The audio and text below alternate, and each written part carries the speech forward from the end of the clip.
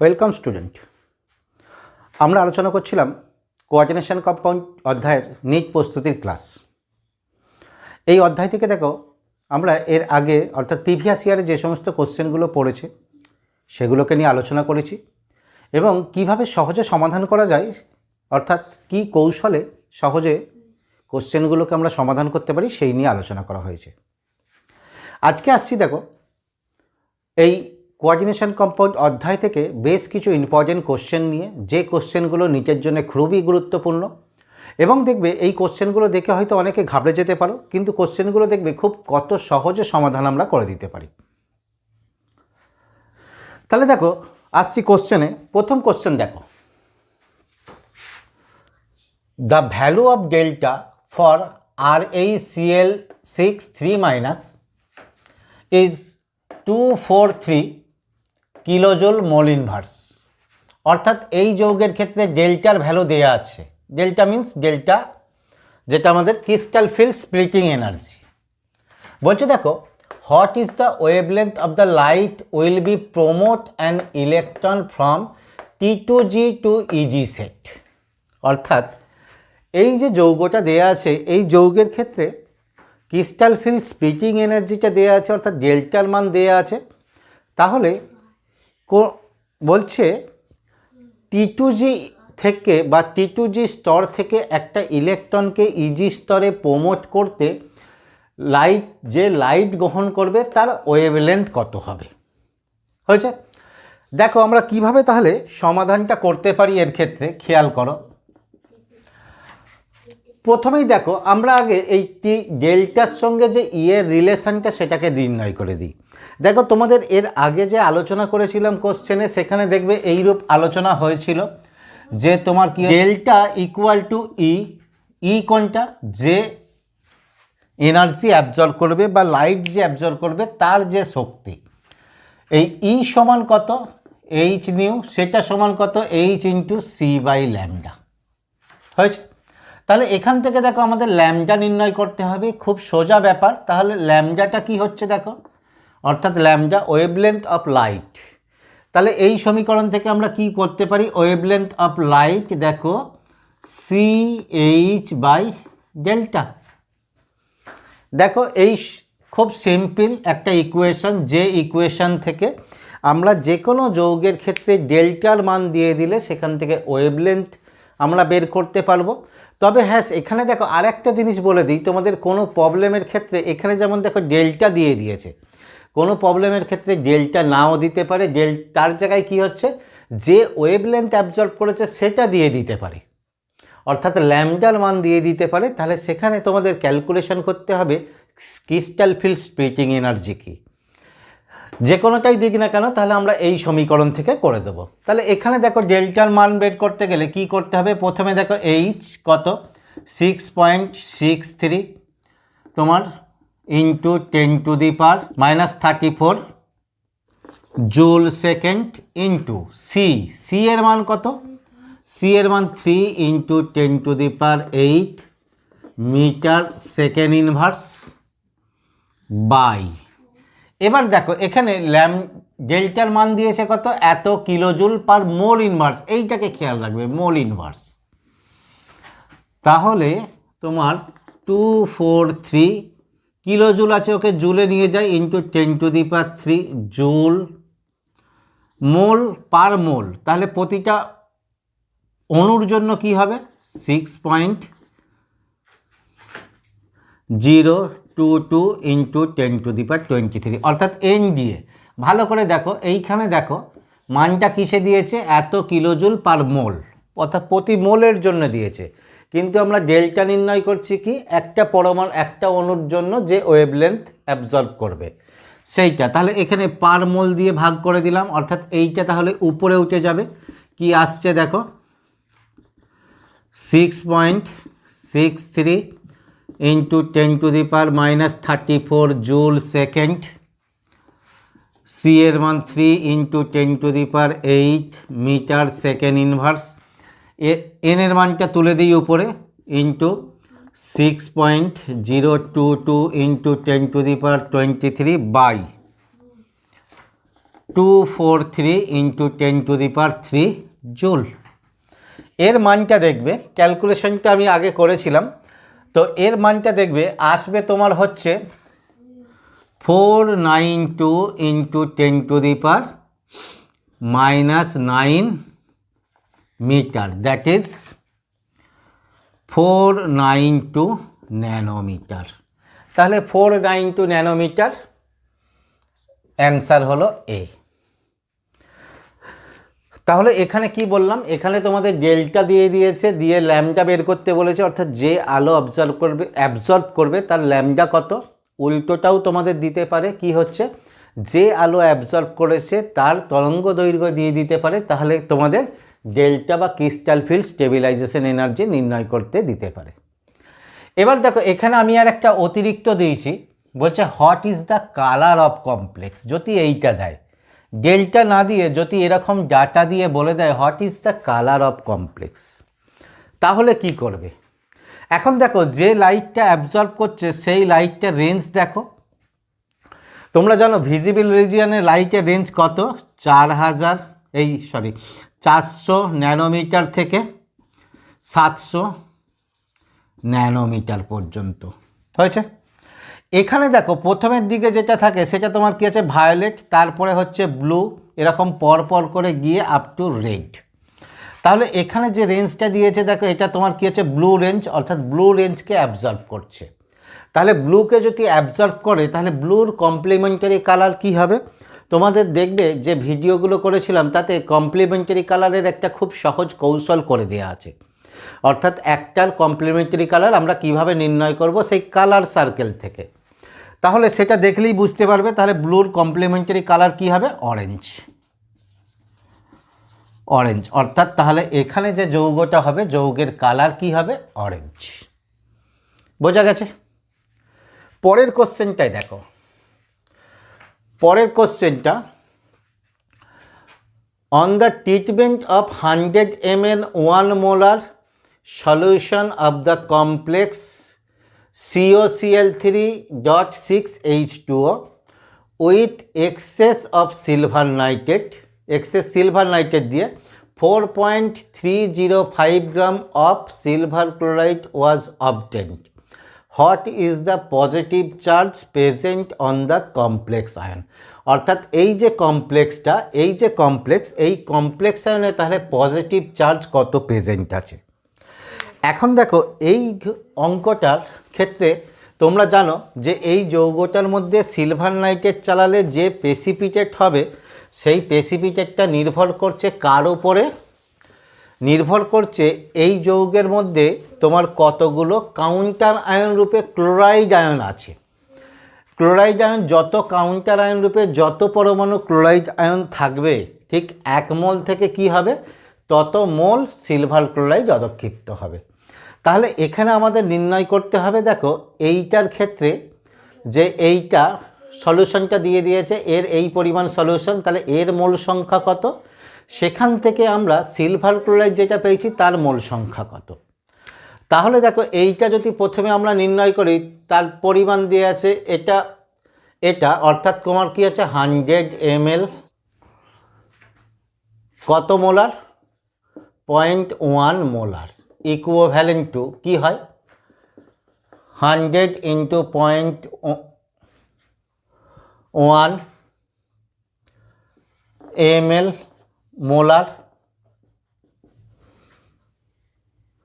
Equal to 100 into 0.1 by 1000 এত মোল। তাহলে কত মোল আসছে দেখো, কেটে দাও, অর্থাৎ 0.01 মোল। এইটা কি কমপ্লেক্স, এত মোল কমপ্লেক্স, কমপ্লেক্স। এবার দেখো যে সিলভার নাইট্রেট যেটা পেয়েছি, সিলভার ক্লোরাইড যেটা পেয়েছি তার পরিমাণটা কত হচ্ছে দেখো, সিলভার ক্লোরাইড অর্থাৎ 4.305 গ্রাম AgCl ইকুয়াল টু কত হবে 4.305 বাই সিলভার ক্লোরাইডের আণবিক ওজন কত 108 প্লাস 35.5 এত মোল ইকুয়াল টু, এখানে দেখবে ক্যালকুলেশন করলে তোমার আসবে হচ্ছে 0.03 মোল। ঠিক আছে, তাহলে দেখো 0.3 মোল কি এলো, সিলভার ক্লোরাইড। 1 মোল কমপ্লেক্স থেকে 0.3 মোল সিলভার ক্লোরাইড পেয়েছি। তাহলে এই কমপ্লেক্সটার সংকেত কি হবে দেখো, এর ক্ষেত্রে সংকেত হবে CO NH3 হোল 6 Cl3, সেটাই আয়নিত হয়ে কি হবে CO NH3 নয়, water H2O, CO H2O whole 6 3 plus 3 Cl minus. কারণ কি, কারণ বলেছি এখানে যতগুলো ক্লোরাইড কাউন্টার আয়নে থাকবে 1 মোল যৌগ থেকে তত মোল সিলভার ক্লোরাইড উৎপন্ন হয়। যেহেতু 0.01 মোল থেকে 0.03 মোল হয়েছে, তাহলে 1 মোল থেকে 3 মোল, তাহলে 3টে ক্লোরাইড আয়ন আছে। অতএব 3টে ক্লোরাইড আয়ন থাকলে কমপ্লেক্স আয়নের আধান কত হচ্ছে, +3, দ্যাট ইজ অ্যান্সার হচ্ছে +3B। পরেরটা দেখো, এটাও আর একটা ইম্পর্টেন্ট কোশ্চেন, ঠিক এই টাইপেরই কিন্তু অন্য ডাটা দিয়ে। On treatment of 100 ml 0.1 molar solution of এটাই দিয়েছে, একই পরিমাণ 100 ml 0.1 molar solution with excess silver nitrate, কিন্তু এখানে দিয়েছে দেখো 1.2 × 10⁻22 আয়ন আর প্রেসিপিটেট, দি কমপ্লেক্স ইজ। তাহলে এখানে দেখো সিলভার ক্লোরাইডের বা কোনো কিছু যে প্রেসিপিটেট পড়েছে সেটা কি বলেনি, বলেছে এতগুলো আয়ন প্রেসিপিটেট হয়েছে। ঠিক আছে, তাহলে এই আয়ন প্রেসিপিটেট হলে, অর্থাৎ এখানে আয়ন কি প্রেসিপিটেট হবে, অবশ্যই তোমার কি হচ্ছে, সিলভার ক্লোরাইড। তাহলে কমপ্লেক্সটার সংকেত কি হবে। এখন দেখো এইটার ক্ষেত্রে আমাদের প্রথম পরিমাণটা একই দেওয়া আছে, এইটা একই, তাহলে এরও তোমার কি আছে, কমপ্লেক্সের পরিমাণটা একই হবে, অর্থাৎ 0.01 মোল। তাহলে অতিরিক্ত আমরা দেখো সিলভার ক্লোরাইড বা যে আয়নটা হয়েছে দ্যাট ইজ সিলভার ক্লোরাইড, তার যদি আমরা পরিমাণটা বের করি, কি দিয়েছে দেখো 1.2 × 10⁻22 এত আয়ন এত AgCl ইকুয়াল টু কত, 1.2 × 10⁻22 বাই অ্যাভোগাড্রো নাম্বার দিয়ে ভাগ করে দিলেই হবে, অর্থাৎ 6.022 × 10⁻23 এত AgCl মোল। তাহলে এখানে দেখো ক্যালকুলেশন করলে এটা আসবে 1.99 × 10⁻² মোল, দ্যাট ইজ কত দেখো আসছে 1.02 মোল। তাহলে এখানে দেখো 02 মোল, তাহলে 0.01 মোল থেকে 0.02 মোল পেয়েছি, তাহলে 1 মোল কমপ্লেক্স থেকে কত পাবো, 2 মোল AgCl। তাহলে 2 মোল AgCl যখন পাচ্ছি, দুটো ক্লোরাইড আয়ন কাউন্টার আয়ন রূপে আছে, তাহলে এখানে দেখো কোনটা হবে সংকেত, এইটা হবে সংকেত, এখানে দুটো ক্লোরাইড আয়ন কাউন্টার আয়ন রূপে আছে, দ্যাট ইজ অ্যান্সার বি। ঠিক আছে, পরেরটার ক্ষেত্রে দেখো, এটাও একটা ইম্পর্টেন্ট কোশ্চেন, বলছে which of the following is an outer orbital complex, এদের মধ্যে কোনটা আউটার অরবিটাল কমপ্লেক্স। এই জাতীয় কোশ্চেনগুলো তোমাদের এর আগেও দেখো বেশ কিছু আলোচনা করেছি, প্রিভিয়াস সালের কোশ্চেন আলোচনা করতে গিয়ে। এইগুলোকে আমরা কিভাবে সহজে করে দিতে পারি, বলছে দেখো সবগুলোই হচ্ছে স্ট্রং ফিল্ড লিগ্যান্ড দেওয়া আছে, অ্যামোনিয়া CN, তাহলে সবগুলোই স্ট্রং ফিল্ড লিগ্যান্ড। তাহলে এক্ষেত্রে দেখো আউটার অরবিটাল কমপ্লেক্স, সবাই তো ইনার অরবিটাল কমপ্লেক্স করবে, কিন্তু আউটার অরবিটাল কমপ্লেক্স কে করবে, তোমাদের বলেছিলাম এক্ষেত্রে সহজ কৌশল হচ্ছে আমরা দেখেই বলে দেবো, যদি এরকম কনফিগারেশন থাকে D6 বা তার থেকে, এই D6 বলছি, D7 বা তার থেকে বেশি থাকে, অর্থাৎ ডি অরবিটালে 7টা বা তার থেকে বেশি ইলেকট্রন থাকে, তাহলে তোমার লিগ্যান্ড যাই হোক না কেন সব outer orbital complex, outer orbital complex করবে। ভালো করে খেয়াল রাখবে, D7 বা তার থেকে বেশি যদি কোনো ইলেকট্রন থাকে তাহলে সবাই তোমার কি হবে, আউটার অরবিটাল কমপ্লেক্স করবে, সে লিগ্যান্ড যাই হোক। এখন দেখো এই D7 এইগুলো সহজে ক্যালকুলেশন কিভাবে করবে। আগে তুমি দেখো এর ক্ষেত্রে 26-এর বেশি পারমাণবিক ক্রমাঙ্ক কার আছে তারটাকে আগে খেয়াল করো। তাহলে এখানে দেখো ক্রোমিয়াম 24, আয়রন কত 26, Mn 25, নিকেল 28। তাহলে এই যৌগটা দেখো Ni NH3 হোল 6 2+। এখানে যদি আগে নিকেলের অক্সিডেশন নাম্বার বের করি, নিকেলের X, অ্যামোনিয়া 6টা পোষম, তার জন্য কি হবে প্রতিটা 0, অর্থাৎ 6 × 0 = +2, আর X সমান +2। তাহলে X সমান যদি +2 হয় তাহলে এখানে নিকেল কত, নিকেল আছে 2+ আছে।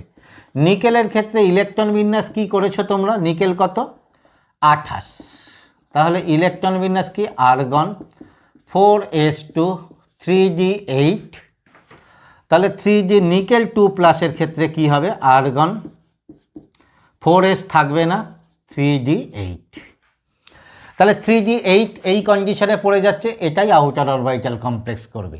এবার দেখো এইটা আমরা এত কিছু ক্যালকুলেশন করলাম, কিন্তু এই ক্যালকুলেশন না গিয়েও আমরা বলে দেবো যেহেতু পরমাণু ক্রমাঙ্ক দেখে যে এর নিকেলের ক্ষেত্রে তোমার কি হচ্ছে পরমাণু ক্রমাঙ্ক 26-এর বেশি, তার মানে তোমার কি হচ্ছে 7 বা তার বেশি ইলেকট্রন থাকবে, অথবা আউটার অরবিটাল কমপ্লেক্স করবে। কেন করছে তাও দেখে নাও। দেখো নিকেলের ক্ষেত্রে কি ইলেকট্রন বিন্যাস আমরা দেখলাম, ডি অরবিটালে 8টা ইলেকট্রন আছে এই। তাহলে এখানে দেখো এ কোঅর্ডিনেশন নাম্বার 6 অর্থাৎ অক্টাহেড্রাল কমপ্লেক্স ইনার অরবিটাল করলে কি হয় D2sp3 করে। D2sp3 জন্য খালি দুটো অরবিটাল লাগে। এখানে যদি ইলেকট্রন পেয়ার আপ হয় তাহলে একটা অরবিটাল সৃষ্টি হবে, দুটো খালি ডি অরবিটাল সৃষ্টি হচ্ছে না। সেই জন্য এক্ষেত্রে কি করবে, কখনোই ইনার অরবিটাল কমপ্লেক্স গঠন করবে না। তাহলে কার ক্ষেত্রে D7 D8 D9 D10 এইগুলোর ক্ষেত্রে কখনোই তোমার কি হবে ইনার অরবিটাল কমপ্লেক্স গঠন করবে না। পরের কোশ্চেনটা দেখো, the complex showing spin only magnetic moment 2.82 Bohr magneton is, অর্থাৎ এই যে কমপ্লেক্সগুলো আছে এই কমপ্লেক্সের মধ্যে কোনটা 2.82 বোর ম্যাগনেটন আছে। দেখো এই জাতীয় প্রবলেমের সলিউশনের জন্য তোমাদের বলেছিলাম যে প্রথমেই কি করবে, এই যে কত ম্যাগনেটিক মোমেন্ট সেখান থেকে আনপেয়ার ইলেকট্রনের সংখ্যা বের করবে, এবং আনপেয়ার ইলেকট্রনের সংখ্যা বের করার তোমাদের কৌশলও বলে দিয়েছিলাম যে মিউ এখানে দিয়েছে কত 2.82 বোর ম্যাগনেটন, তাহলে নাম্বার অফ আনপেয়ার ইলেকট্রন অবশ্যই তোমার কি আছে 2, এই সংক্রান্ত কৌশল তোমাদের আগে বলে দিয়েছি। তাহলে এখানে দেখো কোনটার ক্ষেত্রে আনপেয়ার ইলেকট্রন 2 আছে, দেখো এই দুটোর ক্ষেত্রে নিকেল, এখানেও দেখো পোষম লিগ্যান্ড, এখানেও পোষম লিগ্যান্ড, তাহলে এদের ক্ষেত্রে নিকেল পোষম, এর ইলেকট্রন বিন্যাস কত 28, তাহলে আর্গন 4s2 3d8। সবার ক্ষেত্রে কোঅর্ডিনেশন নাম্বার দেখো 4, তাহলে 3d8 এর যদি ইলেকট্রন বিন্যাস করা হয় দেখো 3d8-এ দুটো আনপেয়ার ইলেকট্রন আছে, কিন্তু এদিকে তোমার কি আছে, তোমার এটা 4s 4p 3d, এই দুটোর ক্ষেত্রেই দেখো এরা স্ট্রং ফিল্ড লিগ্যান্ড, এরা কি করবে পেয়ার আপ করে দেবে, অর্থাৎ এই ইলেকট্রন এখানে চলে আসবে, এসে তোমার কি হবে দ্যাট ইজ dsp2 হাইব্রিডাইজেশন করবে, ফলে এদের ক্ষেত্রে কোনো আনপেয়ার ইলেকট্রন থাকছে না, তাহলে এই দুটো হচ্ছে না, এইখানে হচ্ছে না। পরের দুটোর ক্ষেত্রে দেখো নিকেল কি হয়েছে, তোমাদের অক্সিডেশন নাম্বার বের করানোর নিয়ম বলেছি, দুটোতেই কত আছে +2, তাহলে নিকেল যদি +2 হয় +2 দেখো 4s থাকবে না, তাহলে কি হচ্ছে আর্গন 3d8। এখন ডি এর ইলেকট্রন বিন্যাস এটাই, ডি এর ইলেকট্রন বিন্যাস এইটা এই, এর মধ্যে দেখো সিএন হচ্ছে স্ট্রং ফিল্ড লিগ্যান্ড, তাহলে সিএন এই পেয়ার আপ করে এই হাইব্রিডাইজেশন করবে, ক্লোরাইড উইক ফিল্ড লিগ্যান্ড, ও তোমার কি করবে, পেয়ার আপ করাতে পারবে না। ফলে ওর ক্ষেত্রে তোমার কি হবে, এস এবং পি নিয়ে তোমার কি করবে, sp3 হাইব্রিডাইজেশন করবে, ডিএতে আনপেয়ার ইলেকট্রন থাকবে এবং দুটোই আনপেয়ার ইলেকট্রন থাকবে, ফলে ওর ম্যাগনেটিক মোমেন্ট হয়ে যাবে 2.82 বোর ম্যাগনেটন। তাহলে এখানে অ্যান্সার হয়ে গেল বি। পরেরটা দেখো, খুব ইম্পর্টেন্ট কোশ্চেন, দেখে হয়তো ঘাবড়ে যেতে পারো। দিয়েছে দেখো, which of the following can exhibit geometrical isomer, অর্থাৎ কোন যৌগটা জিওমেট্রিক্যাল আইসোমার দেখাবে। এখন যৌগগুলোর সংকেত ভালো করে খেয়াল করো। এদের দেখো, প্রথম যে দুটো যৌগ দিয়েছে এদের ক্ষেত্রে এ এবং বি 4 কোঅর্ডিনেশন নাম্বার, এবং এদের প্রথমটা কি দিয়েছে, MA4, জিওমেট্রি দেখায় না। পরেরটা দেখো MA3B, এটাও তোমার কি হচ্ছে, জিওমেট্রি দেখায় না। এটাই আসছি পরে। এটার ক্ষেত্রে দেখো ডিএরটা MA5B, অক্টাহেড্রাল কমপ্লেক্সের A5B, এটাও জিওমেট্রিক্যাল আইসোমার দেখায় না। কিন্তু এই প্যাটার্নে এই যৌগটাকে তোমরা ধরতে পারছো না। তাহলে একটা জিনিস হচ্ছে দেখো, তাহলে এই তিনটে যখন দেখাচ্ছে না, বাকি রইল কোনটা, এটা অবশ্যই জিওমেট্রিক্যাল আইসোমার দেখাবে। কিন্তু এই যৌগটা কি তোমরা ধরতে পারছো না। কিন্তু যারা দেখবে আমার পলিনিউক্লিয়ার যৌগের নামকরণ করে এসছো, এই যৌগটাকে দেখেছো। এখানে দেখো যৌগটার অর্থাৎ তৃতীয় বন্ধনীর বাইরে হোল 2 আছে, অর্থাৎ যৌগটা পলিনিউক্লিয়ার কম্পাউন্ড। কীরকম দেখো যৌগটা, Cl PT P C2H5 whole 3 Cl Cl PT Cl P C2H5 whole 3, এই হচ্ছে যৌগটা। তাহলে এ কি করবে, এ জিওমেট্রিক্যাল আইসোমার দেখাবে সিস টার্নস। কীরকম, এইটা একটা আইসোমার, অপর একটা আইসোমার কি হয় দেখো, আগে লিখে দিচ্ছি। PT, এদিকটা একই রেখে দিলাম, P C2H5 whole 3 Cl Cl PT। এবার এখানটাকে চেঞ্জ করে দিচ্ছি, এখানে দেখো P C2H5 হোল 3 Cl। এইখানে দেখো সেম টাইপ লিগ্যান্ড একই দিকে আছে, তাহলে এটা হয়ে গেল সিস। এখানে দেখো সেম টাইপ লিগ্যান্ডগুলো ক্রস সেকশানে আছে বা ডিফারেন্স দিকে আছে, তাহলে এইটা হয়ে গেল টার্নস। টার্নস বোঝা গেছে। বাই নিউক্লিয়ার যৌগ খুব ইম্পর্টেন্ট কোশ্চেন, এরকম কোশ্চেন দেয় কিন্তু খেয়াল রাখবে। পরেরটা দেখো, একটা বড় অঙ্ক আছে, কিন্তু অঙ্কটা বড় হলেও খুব সোজা অঙ্কটা, ভালো করে খেয়াল করো। The complex with the formula MCl3 4H2O, the coordination number of M is 6, তাহলে M এর coordination number 6, and there is no molecule of hydration in it, এখানে কোনো হাইড্রেশন মলিকুল নেই। এই জায়গাটাকে ভালো করে খেয়াল করলেই অ্যান্সার হয়ে যাবে। হয়েছে কোঅর্ডিনেশন নাম্বার 6, কোনো হাইড্রেটেড মলিকুল নাই। The volume of 0.1 molar AgNO3 solution need to precipitate free chloride ion, অর্থাৎ এই যে ফ্রি ক্লোরাইড আয়ন আছে তাতে প্রেসিপিটেট করতে কত, 200 ml 0.01 molar solution of the complex. হয়েছে। আগে দেখো যৌগটার আমরা সংকেত কি বের করতে পারি এখান থেকে। এতক্ষণ দেখো ভালো করে খেয়াল করবে, আমরা ক্যালকুলেশন করে সংকেত বের করেছি, এখানে ক্যালকুলেশন ছাড়াই সংকেত বেরিয়ে যাবে। ভালো করে দেখো, এর দেওয়া হয়েছে তোমার কি আছে, MCl3 4H2O, এর কোঅর্ডিনেশন নাম্বার 6, কোনো হাইড্রেশন মলিকুল নেই। তাহলে আগে দেখো তোমার এর কোঅর্ডিনেশন হাইড্রেশন মলিকুল নাই, তাহলে প্রতিটা জলের অণু কি আছে কমপ্লেক্সের ভিতরে, অর্থাৎ H2O হোল 4 হলো। এবার পরেরটা খেয়াল করো, তাহলে এখানে হয়ে গেল কোনো হাইড্রেটেড মলিকুল নাই, অর্থাৎ প্রতিটা জলের অণু কমপ্লেক্সের ভিতরে, অর্থাৎ 4টে জলের অণুই লিগ্যান্ড। কোঅর্ডিনেশন নাম্বার 6, তাহলে এখানে দেখো 4টে ফুলফিল হয়েছে, এখনও 2টো বাকি আছে, তাহলে Cl2। তাহলে এই হয়ে গেল কমপ্লেক্সের যৌগ। তাহলে কাউন্টার আয়ন আছে কত, একটা। এবার দেখো এখানে এর 1 মোলকে প্রেসিপিটেট করতে কত, সিলভার নাইট্রেট 1 মোল লাগবে, তাহলে আর কোনো দরকার নেই। আমরা ধরে যে যদি যে ওই সিলভার নাইট্রেট সলিউশনের ভি মোল লাগবে, তাহলে সিম্পল ক্যালকুলেশন দিয়ে হয়ে যাবে V1M1 সমান V2M2। তাহলে ভি ধরলাম, M1 কত নিয়েছি এর সিলভার নাইট্রেট 0.01, V2 কত 200, M2 কত 0.01 হয়েছে। তাহলে এখান থেকে আসছে দেখো দ্যাট ইজ ভি সমান, এটা দেখো 0.1 তাহলে ভি সমান 20 এ অ্যান্সার। তাহলে দেখো কোশ্চেনটা বড় হলেও এইখানটার মিনিংটা যদি আমরা ঠিকঠাক করে অ্যাপ্লাই করে দিতে পারি তাহলে কোশ্চেনটা আমাদের কাছে কিন্তু খুব ইজি হয়ে গেল। তাহলে এই টাইপের কোশ্চেন কিন্তু তোমাদের দেওয়ার সম্ভাবনা খুব বেশি, ফলে এইগুলোকে তোমরা খুব ভালো করে প্র্যাকটিস করবে।